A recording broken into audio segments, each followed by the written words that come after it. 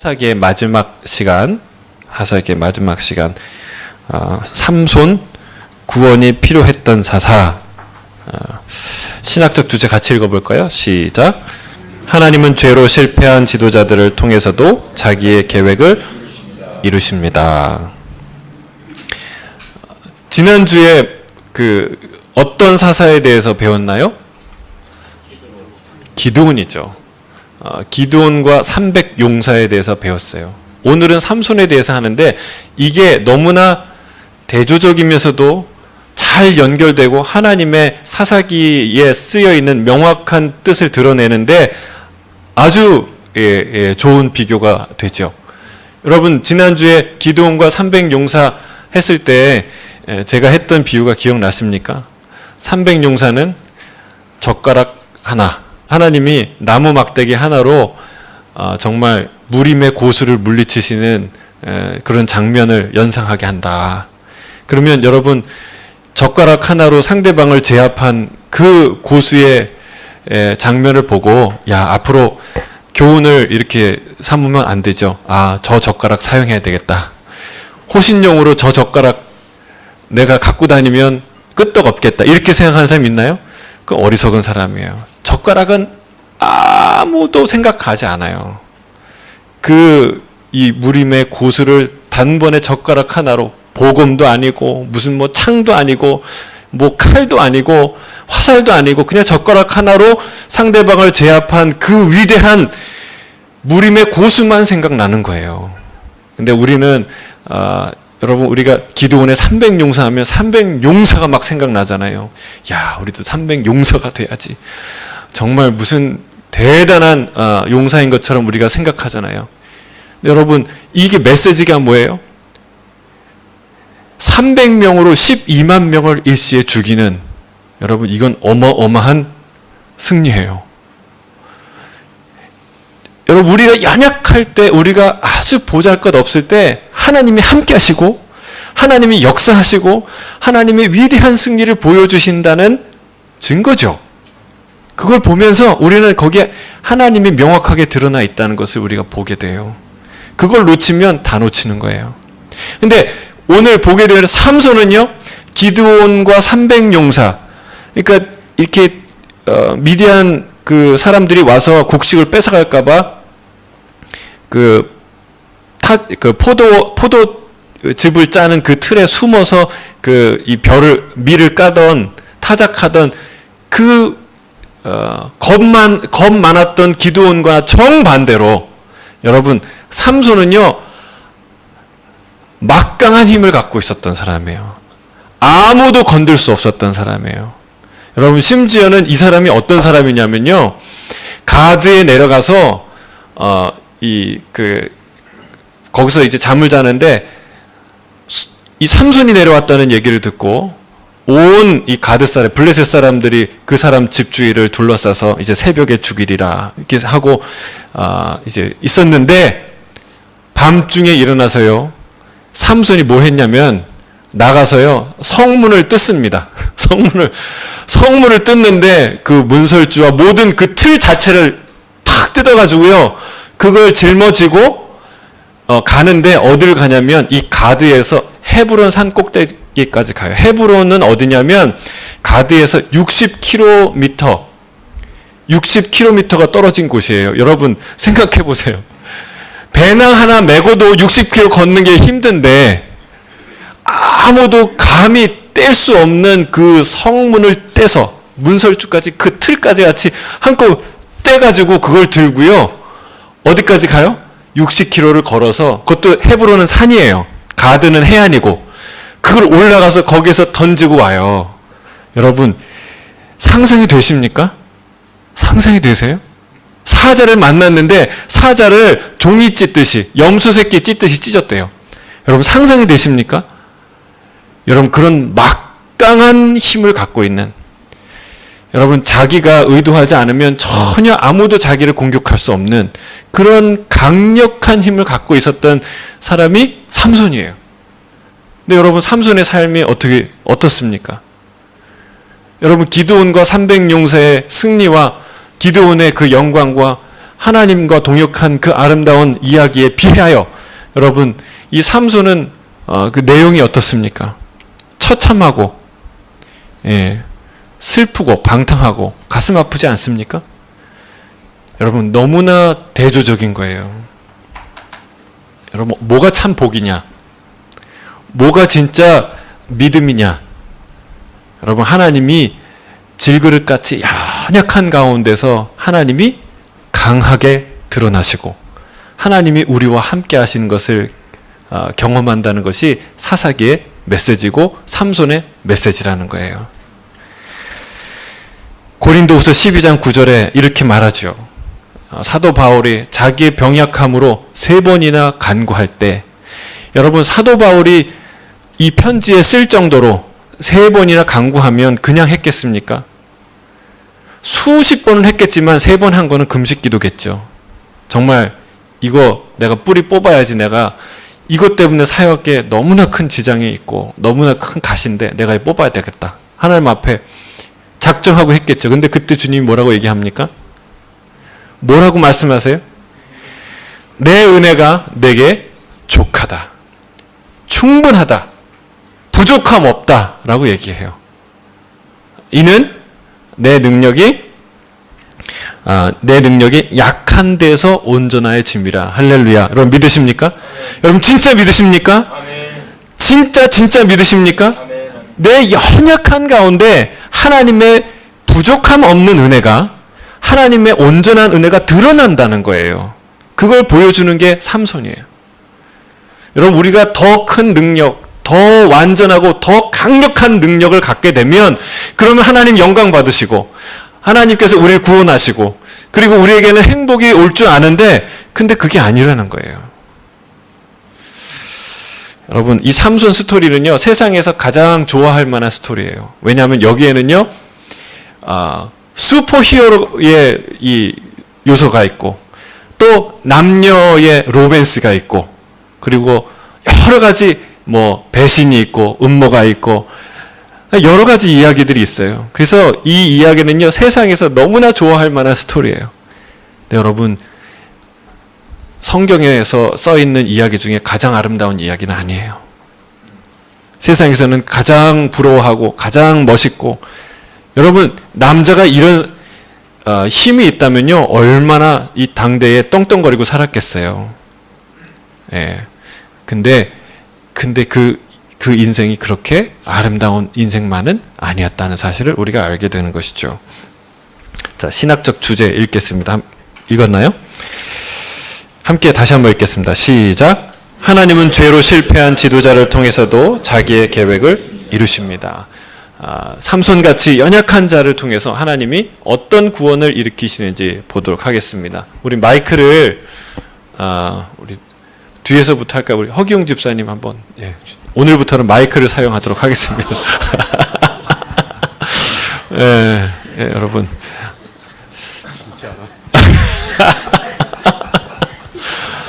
왜냐하면 제가 영상으로 보시는 분은 무슨 얘기를 하는지 무슨 질문을 하는지 뭘 읽는지 잘 못 들어요. 그래서 이제 다 같이 읽어야 되는데 그래서 오늘 특별히 마이크를 준비했습니다.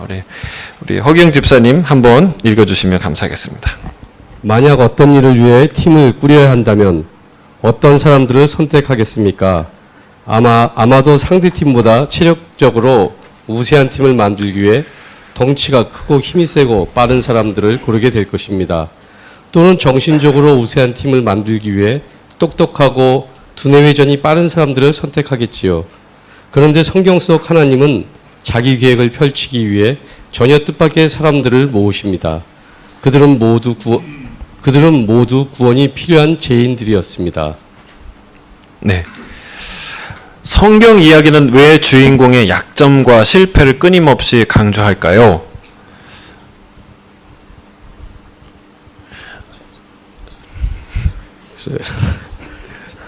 아까 지금 목사님 말씀하신 것처럼 하나님의 능력이 드러나기 때문에.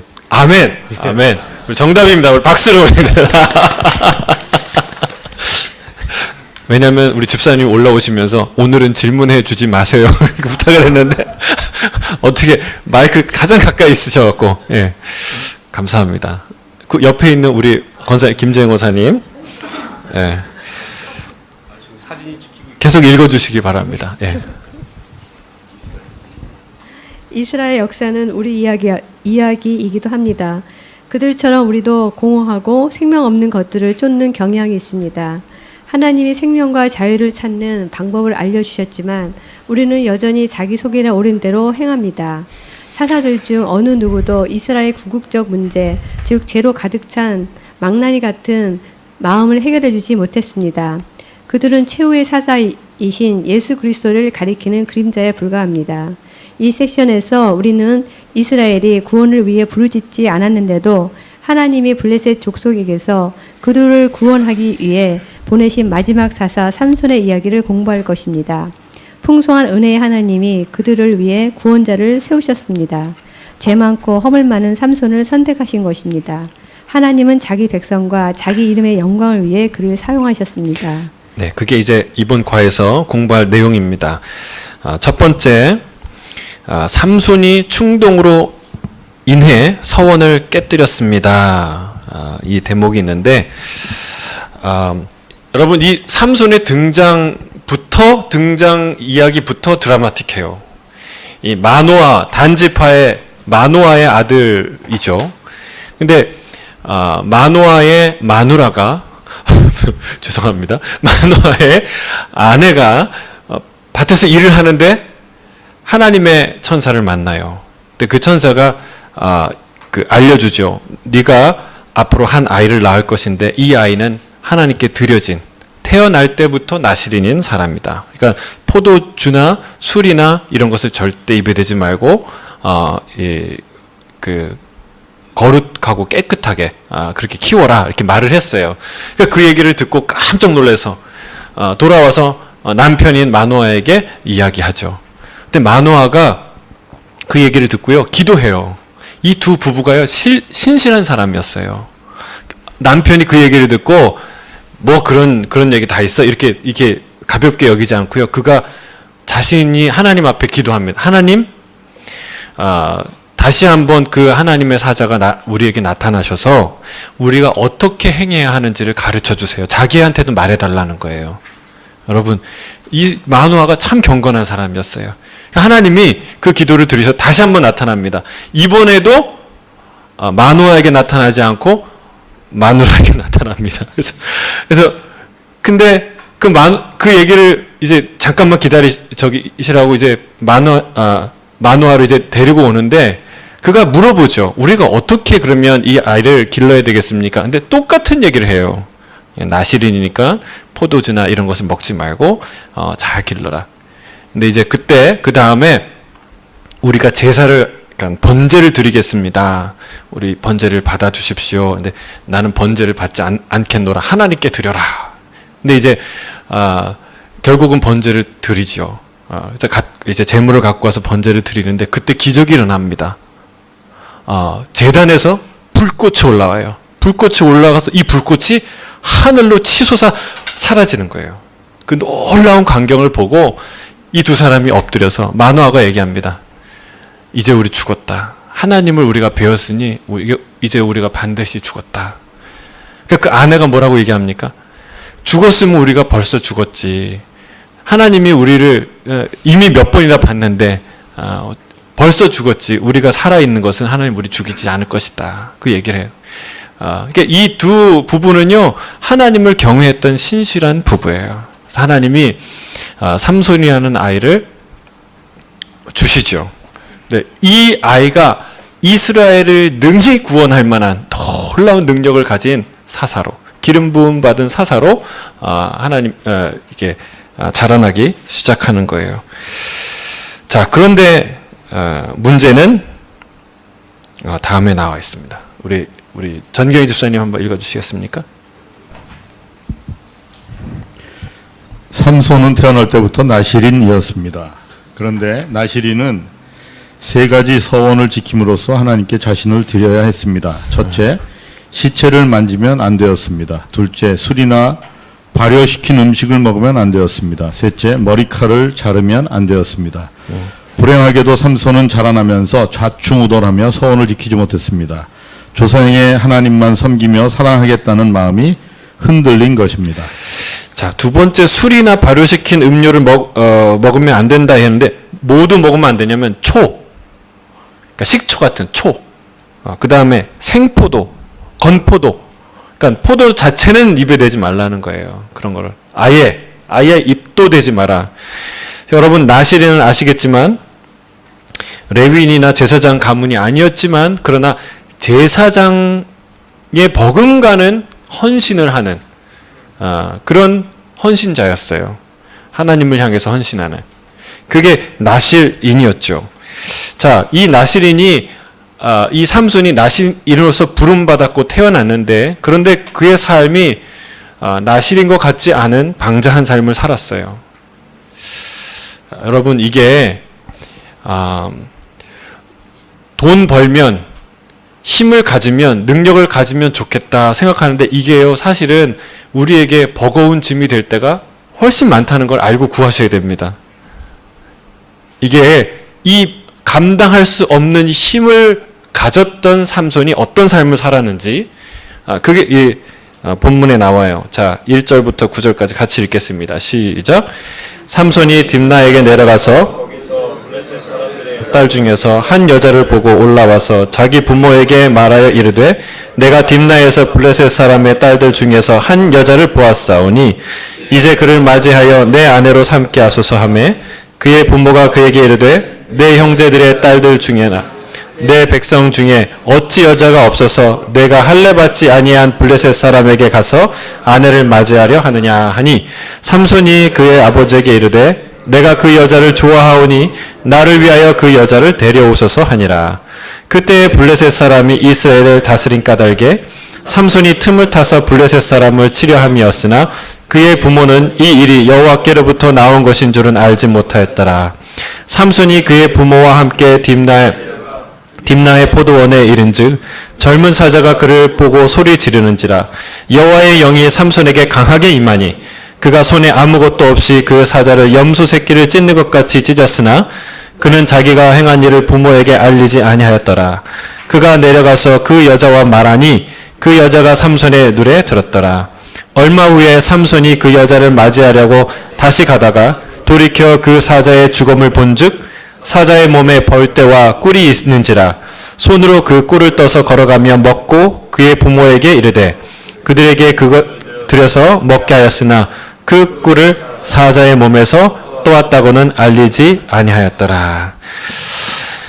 이 이야기가 나시인으로서 얼마나 할 수 없었던 일인지는 이 본문에 잘 이제 설명이 되어 있어요. 보면 알겠지만 우리 4절에 보면은 이해할 수 없는 부모가 생각할 때 이해할 수 없는 일을 해요.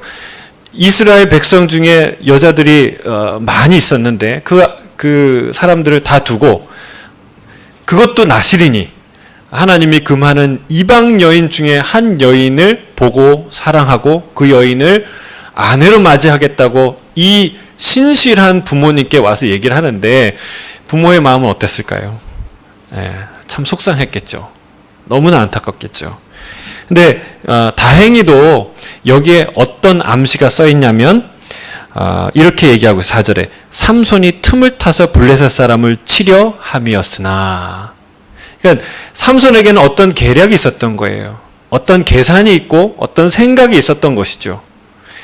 근데 그의 부모는 이 일이 여호와께로부터 나온 것인 줄 알지 못하였더라. 그러니까 부모는 전혀 그런 생각은 못했어요. 이 삼손이요 부모한테 일일이 다 얘기하지 않아요. 왜냐하면 그 일이 엮일까봐 또 누설될까봐 그 얘기를 하지 않고 자기가 뭔가 나름대로 생각하고 그 일들을 행해요.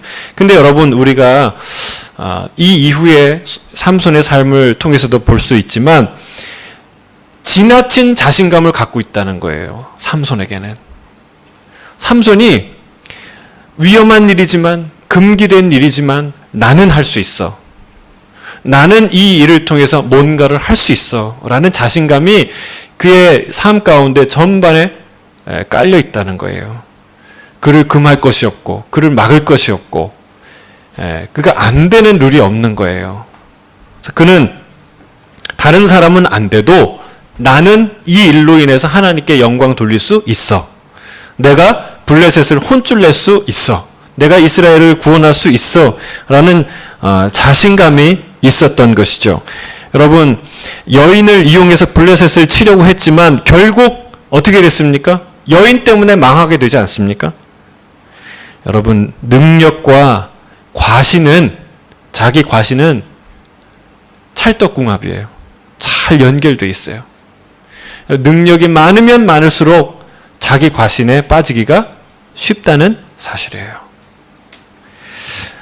저는 주의 이름으로 축복합니다. 우리가 여러분 능력 많이 받기를 바라는데 능력 받은 사람은 그만큼 겸손하기를 바랍니다. 하나님 겸손의 은혜를 주세요. 그게 먼저예요. 안 그러면 그 능력으로 어떻게 되는가?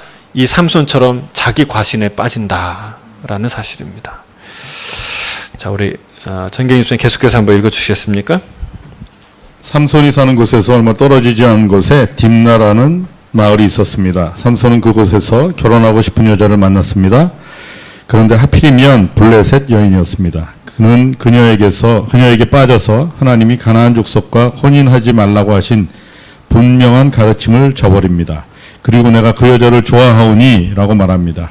이것은 인종이나 민족의 문제가 아닙니다. 서로 다른 신을 섬긴다는 것이 문제입니다. 삼손은 그녀에게 하나님을 전하겠다는 생각조차 하지 않았습니다. 그저 자기가 좋아하는 여자를 원한 것뿐입니다. 그러나 성경은 자기 소견에 옳은 것이 아니라 하나님이 옳다고 하시는 것이 중요하다고 가르칩니다.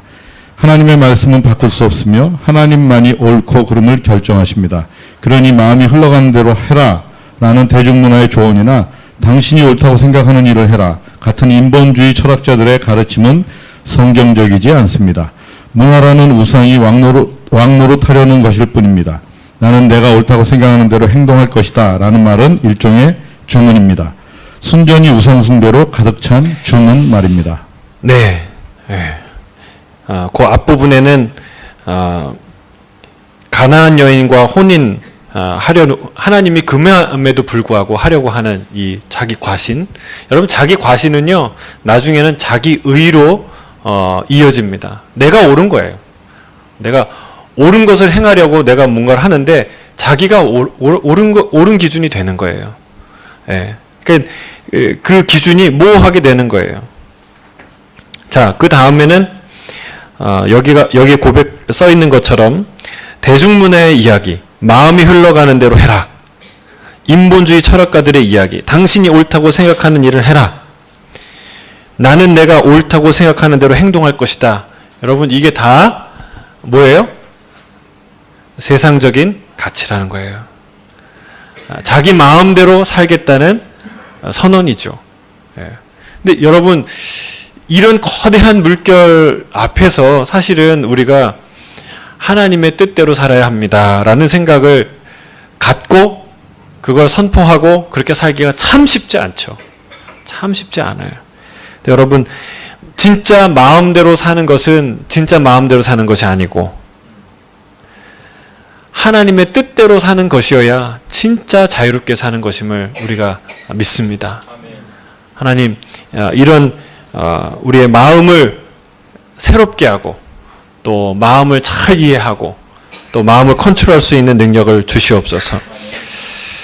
일종의 주문이라는 것이 있죠. 우상 숭배로 가득 찬 주문. 나는 내가 옳다고 생각하는 대로 행동할 것이다. 자, 질문합니다. 하나님의 명령에 불순종하는 것인 줄 알면서 정당화하려고 애쓰는 욕망에는 어떤 것들이 있습니까? 어떤 것들이 있을까요?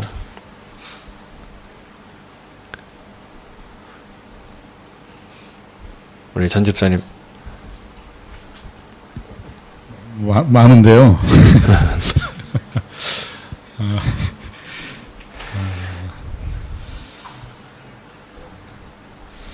저는 그 정직이라는, 비즈니스 하면서 정직이라는 부분에서 많이 걸리는 것 같습니다. 이게 부분을 전부로 이렇게 호도할 때가 많이 있어요. 그러니까 예를 들면 바리새인들도 예수님이 의로운 분인 줄 아는데 안식일 율법을 어기잖아요. 그러니까 안식일 율법은 하나님이 주신 거죠.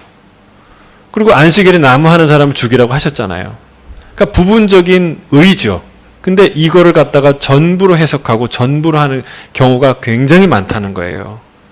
우리가요, 내가 옳지 않고 내가 잘 모르겠고 내가 조금 이게 아닌 것 같은데 라는 부분은 무시하고 이거 분명히 그런 거야 라고 하고 끝까지 가는 게 있어요. 여러분, 이 삼손도 어찌 그 마음속에 순전히 하나님을 거역하는 마음으로 이 일을 했겠어요. 그렇죠? 자기 민족을 위하고 하나님의 영광을 위하고 이 블레셋을 응징하리라 여러 가지 생각이 있었겠죠. 예, 그러나 여러분, 이 부분적인 의의를 전체적인 완전한 의의로 확대하고 포장하고 그렇게 잘못 생각할 때에 우리는 그걸 정당화라는 거예요. 정당화. 예. 우리가 그런 우를 범할 수 있다라는 것이죠. 사실은 저도 이렇게 썼어요. 대부분의 죄악들. 대부분의 죄들이 이렇게 우리가 자기를 정당화시키죠. 이건 해도 되는 거야. 네, 여러분, 우리가 끝까지 겸손하게 갈등하고 고민하고 기도해야 되는 줄 믿습니다. 우린 신이 아니에요.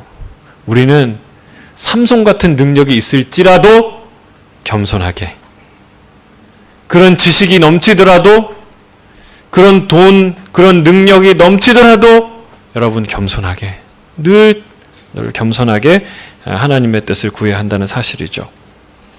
우리 곽장로님 한번 읽어주시겠습니까? 삼손이 젊은 사자와 맞서는 장면은 그의 힘이 얼마나 세었는지 보여줍니다. 그는 힘이 넘쳤고 충동적이었습니다. 그의 힘은 그가 어떻게 쓰느냐에 따라 그를 보호할 수도 죄에 빠지게 할 수도 있었습니다. 삼손은 종이를 찢듯이 사자를 찢어버렸습니다. 그 놀라운 힘은 나실인으로서 순종한 덕분에 발휘된 것입니다. 그의 힘은 하나님에서 나온 것입니다. 나실인의 소원을 지키려면 사자를 죽이고 나서 곧바로 정결례를 드려야 했는데 그는 그렇게 하지 않았습니다. 부모에게도 무슨 일이 있었는지 알리지 않았습니다. 심지어 집으로 돌아가는 길에 죽은 사자에게서 흘러나온 꿀을 보고 충동적으로 집어먹고 부모에게도 가져다 주어 그들도 부정하게 만들어버렸습니다. 삼손처럼 우리도 타협하고 싶은 마음이 슬금슬금 들 때가 있습니다. 삼손의 이야기는 당시 이스라엘 사람들의 마음이 어떤 상태였는지를 잘 보여줍니다. 삼손의 인생은 반항으로 일관하며 하나님이 아닌 다른 것들을 욕망했던 사람들의 축소판이라고 할 수 있습니다. 죄와 타협하고만 그의 이야기를 통해 하나님은 우리에게 이렇게 경고하십니다. 내 소견에 옳은 대로 행하는 것을 멈추어라. 이걸 착각한다는 것이죠. 하나님으로부터 나온 힘인데 이것이 내 힘이다 라고 생각하는 것이죠. 네. 하나님으로부터 나온 힘이었는데, 그래서 삼손이요, 나실인으로서는 해서는 안 되는 일들을, 너무나 많은 자연스러운 일들을 해요. 사자를 죽이면, 물론 덤비는 사자를 가만히 둘 수는 없겠지만 죽이고 나면 정결 예식을 치러야 되는데 그렇게 하지 않고, 죽은 그 동물에게서 나오는 것을, 죽은 동물을 만지지도 말고 거기서 나오는 걸 먹지도 말아야 되는데 그것을 먹고, 그걸 말하지도 않고 그걸 또 남에게, 부모님께 드려서 또 부정하게 만드는 일들을 행하죠. 그러니까 너무나 이런 이 나시인으로서는 상상이 안 되는 이 일들을 자연스럽게 행하고 있다는 사실이에요. 그래서 이 사람이요, 나중에 어떻게 자기 소견대로 옳은 대로 하냐면요, 물론 이 일을 통해서요, 그가 블레셋 사람을 응징합니다. 예, 이 여인과 결혼을 하는데 결혼 잔치에서 수수께끼를 내죠. 예, 강한 것에서 단계 나오고 나오는 것이 뭐냐? 물어보는데 모르죠. 그걸 모르는데 이 여자를 그 블레셋 사람들이 닥달을 해갖고 위협하고 해서 결국은 이 여자가 이 삼손에게 자꾸 물어봐서 결국은 알게 되죠. 사자라는 사실을. 그러니까 이 삼손이 그거를 핑계로 화를 내고 블레셋 사람 30명을 죽여서 그 옷을 뺏어서 주죠. 예? 그리고 나서 한참 있다가 돌아왔는데 또 사건이 일어났어요. 뭐냐면 이 장인이 이 삼손이 우리 이 딸을 싫어하는가 보다. 이 사건이 있었으니까 다시 안 오겠다 싶어서 다른 남자에게 시집 보낸 거예요. 옳거니. 그래서 이제 이거 너 잘 됐다. 삼손이 그걸 빌미로 해가지고 여우 300마리를 잡아요. 그리고 2마리씩 꼬리를 묶어요. 그리고 그 꼬리에다가 횃불이죠. 횃불을 하나씩 달아요. 그리고 그것을 막 가죠. 그래서 온 밀밭을, 밀 추수할 때였는데 밀밭을 다 태우고 감람나무를 태우고 완전히 쑥대밭이 된 거죠. 이게 무슨 일이냐 그랬더니 삼손이 한 일이고 여차저차해서 그 장인이 그 딸을 다른 곳에 시집 보내서 그렇다. 그러니까 이 화난 블레셋 사람들이 가서 그 장인과 그 여인을 불사르죠, 다. 여러분, 진짜 이 일로 인해서 쑥대밭이 된 거예요, 그 마을이. 예. 근데 이제 또 그 얘기를 듣고 삼손이 또 화를 내죠. 감히 내 장인과 우리 아내 되는 사람을 죽였어? 그리고 나서 또 나가서 블레셋 사람을 수없이 쳐 죽입니다. 그러니까 이 얘기를 듣고 전 블레셋 사람들이 다 모여서요.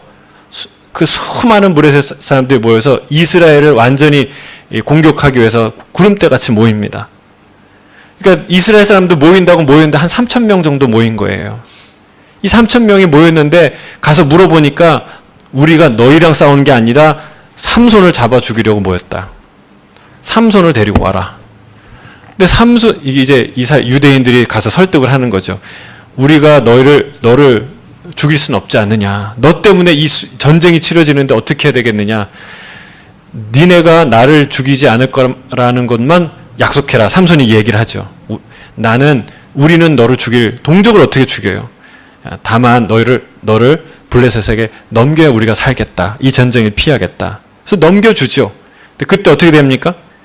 그때 묶었던 그 끈을 마치 얇은 실처럼 후두둑 다 끊어내고 낙의 턱뼈 하나로요 1,000명을 쳐 죽입니다. 1,000명을. 대단하지 않습니까? 낙의 턱뼈로. 무기도 아니고 1,000명을 쳐 죽였는데 이게 다 이제 다른 사람은 뿔뿔이 이제 다 도망간 거죠. 이제 내가 죽게 되었습니다. 1,000명과 싸워보세요. 한 1대 10하고만 싸워도요 기진맥진할 텐데 1,000명을 쳐 죽일 때까지 싸웠는데 이제 내가 여기서 죽겠습니다. 그러니까 하나님이 그 자리에 샘을 하나 내시죠. 그래서 그 샘 이름이 엔하골이에요. 그래서 그 하나님의 이름을 부르짖어요. 그러니까 삼손이 기도하는 장면 2장면이 나오는데 그 장면이에요. 하나님의 도우심을 구할 때 하나님이 그를 살려주세요. 하나님이 구원해 주세요. 그래서 거기서 이제 간신히 살아나죠. 여러분 이런 일들을 경험하고 나는데 그 다음에 무슨 일이 일어나느냐 16장에 보면요. 이 나시린으로 이스라엘 사사로 부름받은 이 사람이요. 가사에 가고요. 창녀의 집에 들어갑니다. 아까 제가 얘기했지만 가드죠. 가드의 그 성문을 뜯어냈다는 게 바로 그 일이에요. 일반 유대인도 해서는 안 된 일을 나시린인 그것도 사사인 이 삼손이 거리낌 없이 가드까지 가서 창녀의 집에 들어가요. 예. 그런 일들을 한다는 것이죠. 뭐예요? 여기서 얘기한 대로 네 소견에 그가 자기 소견에 옳은 대로 하는 거야. 이렇게 하면 되겠다. 이렇게 하면은 우리가 승리하겠다. 이래도 된다. 이 정도야 괜찮다. 나는 해도 된다. 내가 이스라엘을 건져내니까 이 정도는 내가 해도 된다. 이런 오만과 어리석은 생각을 갖고 있었다는 사실이에요. 그래서 이 메시지는 뭐예요? 이걸 보여주는 성경의 메시지는 주님이 얘기하는 거예요. 내 소견에 옳은 대로 행하는 것을 멈추라. 이런 우리가 힘 가지면요 이렇게 된다는 거예요.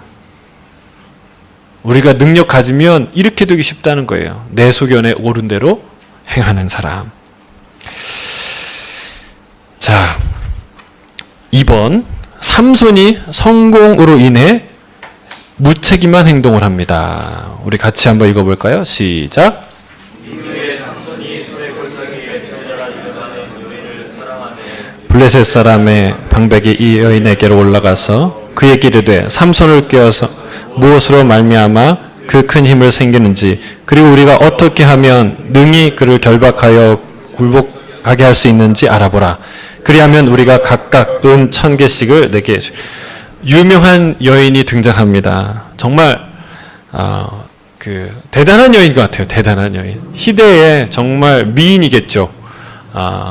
여거리라고 할 수 있을까요? 아무튼 그러니까 여기 들릴라가 나오는데 남자들은 어디에 들리는지가 중요합니다. 아무 데서나 들리면 안 돼요. 이 들릴라가 결국은 삼손을 무너뜨립니다. 여러분, 우리가요 그거 생각해야 돼요.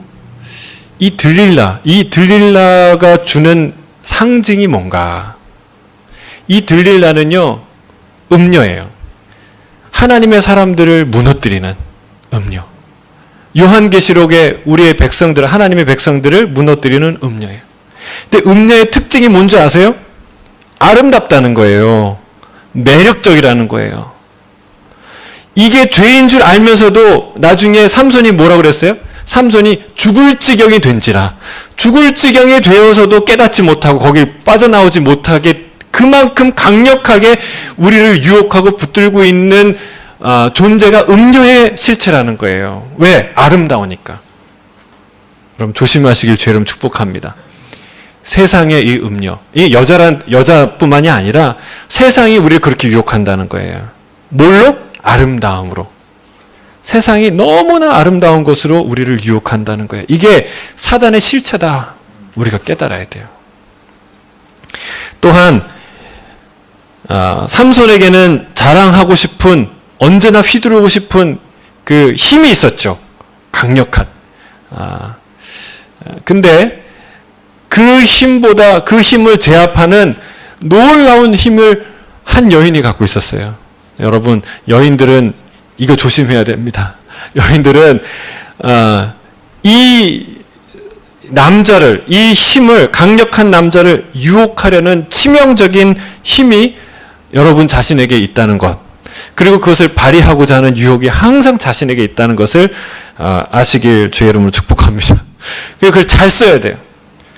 이렇게 유혹하고 싶은, 넘어뜨려 보고 싶은, 왜 있잖아요. 돈이 있으면 써보고 싶고, 능력이 있으면 사용하고 싶은, 우리 여인들에게는 그런 마음이 있는데, 여러분, 성령 충만한 여인들 가운데는 여러분 이런 마음이 정숙한 마음으로, 정결한 마음으로, 정말 아름다운 마음으로 제어된다는 사실이죠. 아무튼 이 소래골짜기에 들릴라라는 여인의 이야기가 시작되는 거예요. 하나님이 선택하신 구원자가 절대 가까이 하면 안 되는 여인과 함께 있습니다. 어쩌면 당신은 불쌍한 삼손을 변호하고 그를 속인 들릴라를 탓하고 싶을지도 모릅니다. 그런데 두 사람은 원하는 것이 같았습니다. 바로 자기 영광입니다. 들릴라는 부와 권력을, 삼손은 사냥의 짜릿함과 성적 성취감을 원했습니다. 그래서 그들은 고양이와 쥐처럼 서로 속이며 쫓고 쫓기는 게임을 합니다. 들릴라가 삼손에게 괴력의 비밀이 무엇인지 3번이나 묻지만 그때마다 삼손은 거짓으로 답해 그를 노리는 자들을 낙담시킵니다. 우리 마이크를 저희 김현준 집사님한테 좀 넘겨주시겠습니까? 네. 그래서 몇 주 동안 지난주에 못 붙기 때문에 예. 자, 질문 나갑니다. 예. 삼손처럼 우리도 종종 이치에 맞지 않는 죄를 저지릅니다. 왜 그러는 걸까요?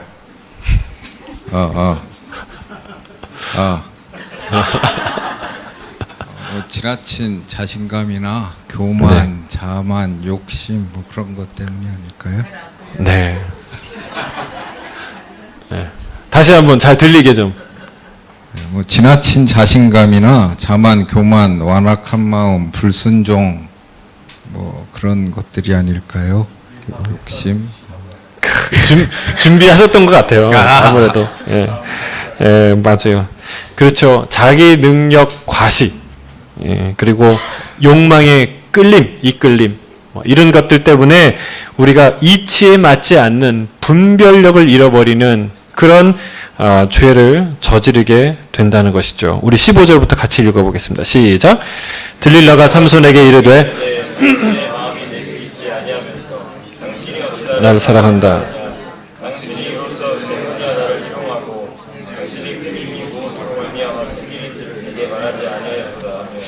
날마다 삼손의 마음이 번뇌하여 죽을 지경이라. 삼손이 진심을 드러내어 그에게 이르되 내 머리 위에 삭도를 대지 아니하였나니 이는 내가 만일 내 머리가 밀리면 내 힘이 내게서 떠나고 나는 약해져서 다른 사람과 같으리라 하니라. 들릴라가 삼손이 진심을 다 알려주므로 사람을 보내어 블레셋 사람의 방백들을 불러 이르되 삼손이 내게 진심을 알려주었으니 이제 한 번만 올라오라 하니 블레셋 방백들이 그 여인에게 올라오니라. 들릴라가 삼손에게 자기 무릎을 베고 자게 하고 사람을 불러 그의 머리털 7가닥을 밀고 괴롭게 하여 본즉 그의 힘이 없어졌더라. 들릴라가 이르되 삼손이여 블레셋 사람이 당신에게 들이닥쳤느니라 하니 삼손이 자매께 이르기를 내가 전과 같이 나가서 몸을 떨치리라 하였으나 여호와께서 이미 자기를 떠나신 줄을 깨닫지 못하더라. 덫에 걸린 거예요. 삼손이 덫에 걸렸어요. 왜 걸렸습니까? 자기 자신을 너무 과신했기 때문에. 자신의 능력을 믿는 자만이 덫을 보지 못하게 하는 거예요. 어디서 그것을 알 수 있어요? 그가 마지막에 뭐라고 얘기합니까?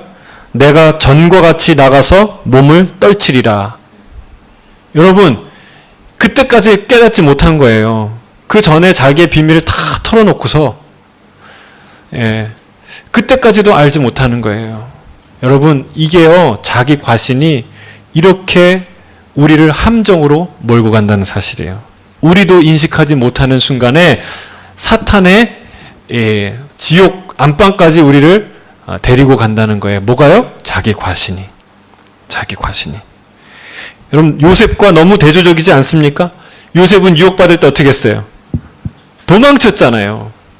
근데 여러분, 이 힘이 있고 능력이 있다고 생각하는 사람은요, 이게 사탄이 막 오면요, 도망치지 않고 한번 올 테면 와봐라. 그리고 그 안에 있으면서 유혹 안에서 갈등하고 고민해요. 여러분, 우리가 하나님의 능력을 받는 이 사람으로 살기 원하지만, 그러나 죄의 유혹으로부터 늘 멀리 떨어지길 원합니다. 늘 자기 자신을 지키며, 늘 자기 자신을 겸손히 지키며 나가기를 원합니다. 여러분, 이 취중 진담이겠죠. 제정신으로 이 얘기를 했겠습니까? 예? 취중 진담이겠죠. 술 잔뜩 먹고 사실은 말이야 그러면서 얘기했겠죠. 어리석은 일이었어요. 18절에 보면은 삼손이 내게 진심을 알려주었으니, 이 진심이라는 것, 이것만 알려주지 않으면, 이것만 뺏기지 않으면 나는 괜찮아 라고 생각했을 거예요. 맨 처음 들릴라를 사랑하게 되었을 때, 그 집 문턱을 넘어갈 때 그랬겠죠. 세상, 우리가 이렇게 생각해요. 세상 한가운데 있을지라도 마음만 뺏기지 않으면 돼. 자, 이렇게 시작합니다. 세상 한가운데 있어도, 세상 사람처럼 살아도 내가 마음만 뺏기지 않으면 돼. 또 우상에게 절만 안 하면 돼. 내가 우상숭배만 안 하면 돼. 여러분, 이런 식으로 하나씩 하나씩 점령당하기 시작한다는 거예요. 그렇게 점점 우리는 죄의 늪에 빠져가게 되는 거예요. 이미 고민하여 죽게 되었으되 라고 얘기를 하는데도, 그런데 이 원수의 함정 한가운데 와 있다는 것을 깨닫지 못하는 어리석음이 삼손이 빠졌던 어리석음이었다는 사실입니다. 사랑하는 예수 따라가는 교회 성도 여러분, 정말 자기 과신하지 말고, 하나님 주신 은혜, 이것을 과신의 방편으로 삼지 말고 늘 날마다 겸손함으로 나아가는 저 여러분 되길 주의 이름 축복합니다. 그 얘기가 그 다음에 나와 있는 거예요. 삼손의 약점은 바로 그의 힘이었습니다. 그가 강점이라고 생각했고, 그것으로 이스라엘을 구원할 거라고 생각했고, 그것으로 하나님께 영광을 돌릴 것이라고 생각했던 그 힘이 사실은 그의 약점이었다는 거예요. 여러분, 기드온과 300용사는 그 반대였죠. 우리에게 없었던 힘, 우리에게 없었던 능력이 그에게 강점이었어요. 하나님의 능력을 경험하는 강점이었어요. 반대로 이 삼손은 그가 가졌던 힘, 그것이 그의 약점이었다는 거예요. 승승장구하다 보니 그는 이김은 여호와께 있다는 사실을 잊고 말았습니다. 그는 힘의 근원보다 자기 자신을 더욱 믿게 된 것입니다. 우리도 마찬가지입니다. 일이 잘 풀릴 때는 주님을 쉽게 잊습니다. 만사가 태평하니 온갖 좋은 은사와 온전한 선물이 다 위로부터 빛의 아버지께로부터 내려온다는 사실을 잊어버립니다. 하나님보다는 돈, 인맥, 직책과 직분에 더 의지합니다. 자신을 과대평가함으로써 우리를 낮추기도 하시고 높이기도 하시는 하나님을 잊어버립니다. 여러분, 잘 풀릴 때가 위기인가요? 잘 안 풀릴 때가 위기인가요? 진짜 위기는 잘 안 풀릴 때예요. 진짜 위기는. 여러분, 잘 풀릴 때 정말 깨어서 기도하고 하나님께 예배자로 나가고 하나님께 감사하길 주의 이름 축복합니다. 그래서 우리가 잘 안 풀린다? 그러면 감사해야 돼요. 잘 안 풀리는 게 뭔가 있다? 그러면 진짜 감사한 거예요. 하나님이 나를 겸손하게 붙잡아 주시는 거예요.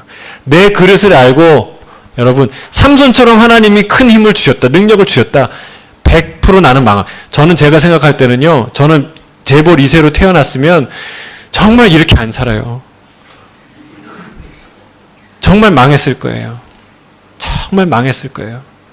자기 자만과 교만에 빠져서 제가 또 받은 달란트가 참 많잖아요. 그렇죠? 그거 다 돈으로 개발하고 여러분 거기에 쓰는데 내가 예수님의 예자도 관심 없죠. 천국이 여기가 천국인데. 여러분 정말 우리를 이렇게 가난한 인생으로 적당히 고민하고 갈등하고 힘들어하는 상황으로 만들어주신 건 축복이에요.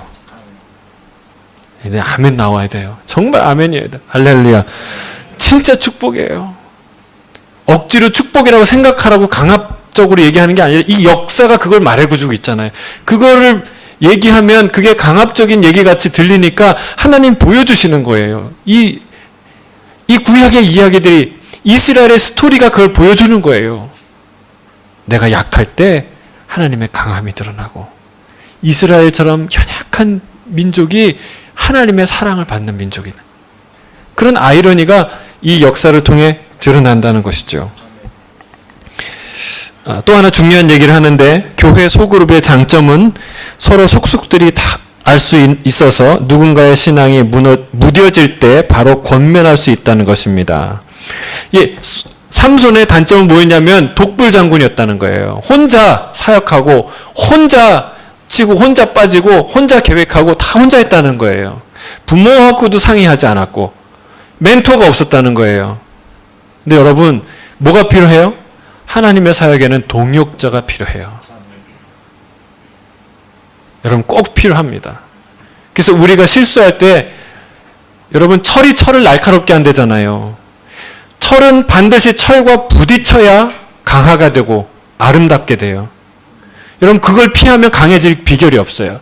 여러분 사람과 사람이 부딪히고 공동체 내에서 의견과 의견이 부딪히고 성격과 성격이 부딪힘을 통해서 나의 교만함이 깎여지고 나의 다듬어지지 않은 부분이 정교하게 되고 하는 거예요. 여러분 그래서 공동체는 축복이에요, 저주예요? 축복이에요. 우리가 오늘 다투고 이 자리에 오셨다. 에이, 정말 뭐 없다. 이게 하지 마시고요. 그건 행복한 거예요. 내가 부딪힘을 통해서 나는 날마다 새로워지는 거예요. 그게 공동체라는 거야. 내가 교만할까 봐 하나님이 사람들을 통해서 치시고 정말 이 공동체 안에서 그게 드러나게 되고 나의 어리석음이 드러나게 되고 나의 부끄러움이 드러난다면 그것은 진짜 축복이라는 거예요. 이 삼손은요 독불 장군이었어요. 누가 제어할 수가 없었어요. 누가 충고할 수가 없었어요. 그래서 그는 정말 브레이크 없는 스포츠카처럼 무한 질주를 달려가다가 결국은 들릴라라는 그런 바위에 부딪혀서 산산이 깨지는 것이죠. 자, 하나님보다 더 의지하기 쉬운 것은 무엇입니까? 내 능력. 어떻게 하면 하나님께 온전히 의지하는 사람이 될 수 있을까요? 겸손, 또 겸손. 그렇죠? 다 하나님께로부터 왔다는 것을 깨닫고 다 하나님의 것임을 고백하는 것이 그게 진짜 사역자의 올바른 태도죠. 자, 마지막 3번 간단합니다. 메시지는 삼손이 패배로 인해 하나님께 돌아왔습니다. 사사기 16장 21절로 30절 같이 읽겠습니다. 시작.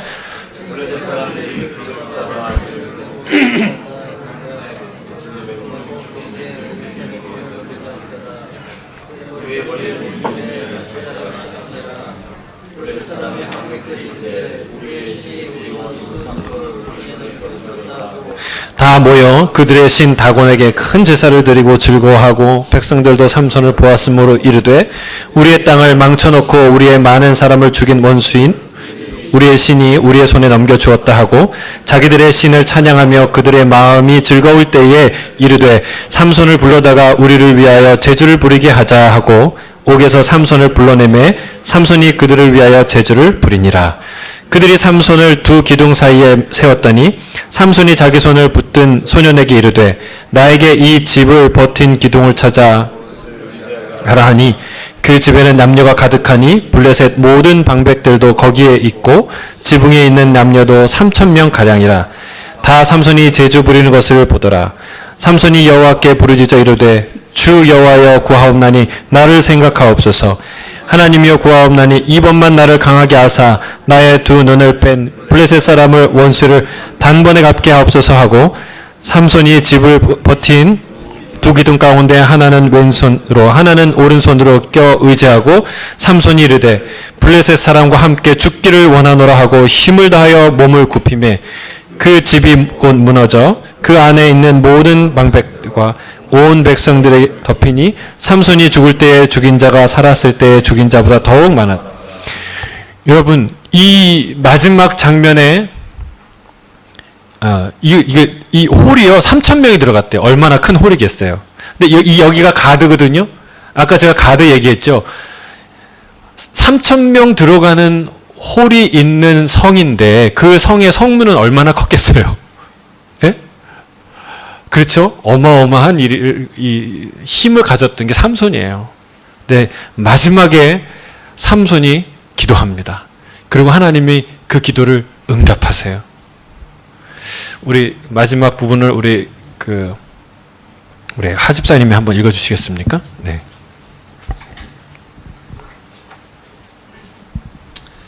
삼손의 연약함에서 힘이 나오는 것을 봅니다. 하나님은 인간이 깨어질 때 당신의 영광을 드러내십니다. 이 장면에서 처음으로 기도하는 삼손의 모습이 나옵니다. 그런 여자들의 뒷공무니만 쫓아다녔고 치고받고 싸움에 살았고 어리석은 데다가 부모에게 불순종하기까지 했습니다. 나쁜 짓이란 나쁜 짓은 죄다 하고 살았습니다. 그러나 이제 그는 다른 사람이 되었습니다. 괴력이 바닥났습니다. 블레셋 사람들에게 붙잡혀 두 눈이 뽑히고 옥에서 맷돌을 굴리는 신세가 되었습니다. 위대한 용사가 어쩌다 이 지경이 되었을까요? 그러나 삼손은 마침내 약함을 통해 진정한 힘을 발견하게 됩니다. 네. 질문입니다. 삼손은 수치와 약함을 경험하고 나서 정신을 차렸습니다. 하나님은 우리가 정신을 차리고 주님께 돌아올 수 있도록 어떻게 이끄십니까? 어떤 수치와 약함을 느꼈을까요? 그 맷돌을 굴리면서 두 눈이 빠지는 그 수치와 그 모욕감을 느끼면서 어떤 마음이 들었을까요? 무엇을 깨달았을까요? 하나님이 그 일을 통해서 무슨 메시지를 주셨을까요? 아, 하나님이 내게서 떠나면 나는 아무것도 아니구나. 하나님이 내게서 떠나시면 아무것도 아니구나, 나는. 그쵸? 그것을 깨달은 거죠. 그것을 깨달은 거예요. 하나님이 그것을 깨닫게 하기 위해서 우리에게 뭐를 주십니까? 고난과 시련을 주시죠. 고난과 시련. 삼손이 과연 하나님을 진짜로 있기는 한 걸까 하는 의심이 들지도 모릅니다. 만약 그의 이야기가 여기서 끝이라면 그렇게 의심해 볼 만도 합니다. 하지만 히브리서 11장을 한번 보십시오. 삼손의 이름이 등장합니다. 히브리서 11장 32절에 나오죠. 그는 믿음으로 하나님과 동행했던 아브라함, 이삭, 야곱, 다윗과 나란히 이름을 올렸습니다. 비록 자만심을 벗어버리는데 오랜 세월이 걸렸지만 이 거인은 마침내 하나님의 은혜를 덧입는데 성공합니다.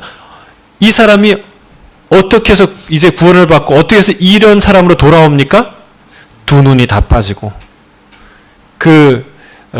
맷돌을 돌리고 묘기를 부려야 되는 그런 수치와 모멸을 겪는 그 고난의 시간을 통해서 삼손이 진짜 하나님을 경외하게 되고 그가 진짜 겸손히 믿음을 갖게 되는 그런 일이 일어난다는 사실이에요. 여러분, 마지막 질문입니다. 삼손은 믿음의 사람이라고 합니다.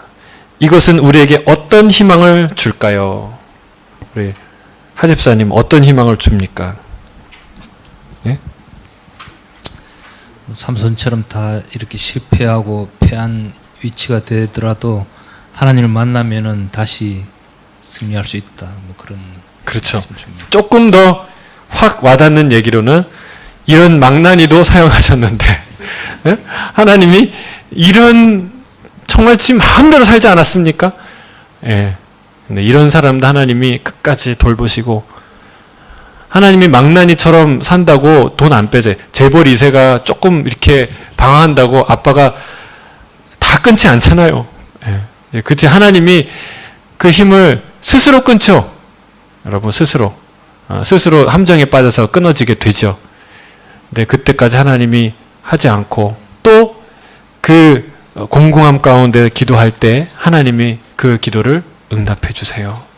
그게 하나님이세요. 하나님이 우리를 그렇게 지키시고 이끄시는 줄 믿습니다. 약할 때 강함 대신에 우리 이 찬양을 한번 좀